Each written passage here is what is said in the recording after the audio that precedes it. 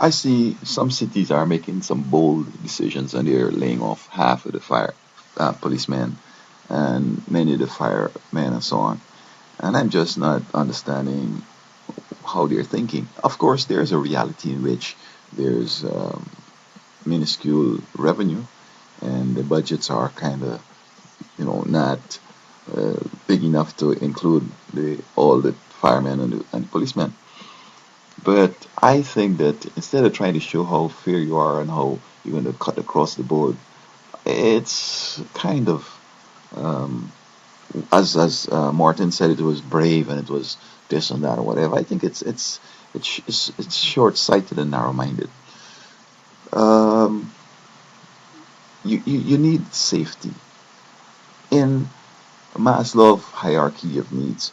Safety was one of the important aspects of the pyramid, so that you have people need to feel safe and you know before they could start achieving well. Um, Safety not only in having a home and food and health and all that stuff, but when you go out to your door, you don't want to be worried that somebody could rob you or somebody could shoot you and the police will not come, you can't get no justice and so on.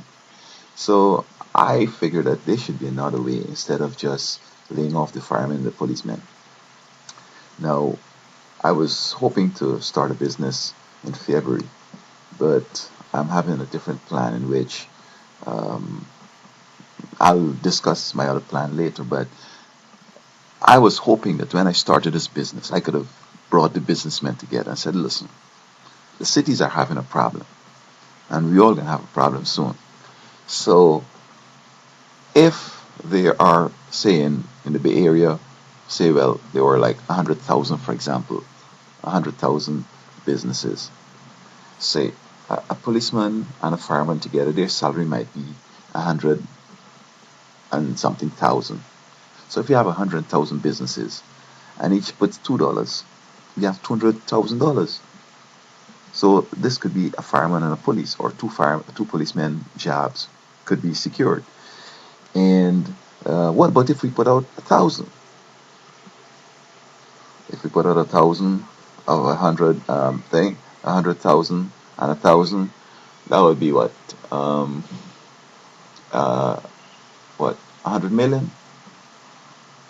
Yeah, 100,000 by 1,000. Yeah, that's 100 million, and probably that could take care of a whole lot of security or safety personnel.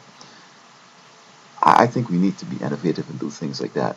Some of the parks that are closing down, we should band together as citizens and say, well, listen, we can keep the park open, we can volunteer, and the revenues are coming in. We don't need to be paid.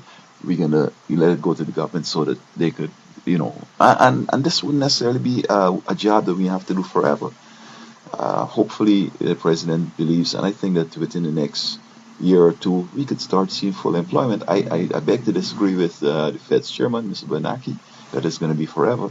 I think very shortly we're going to start seeing full employment, especially when I get my plan of fixing all the bridges together and dealing with foreclosures.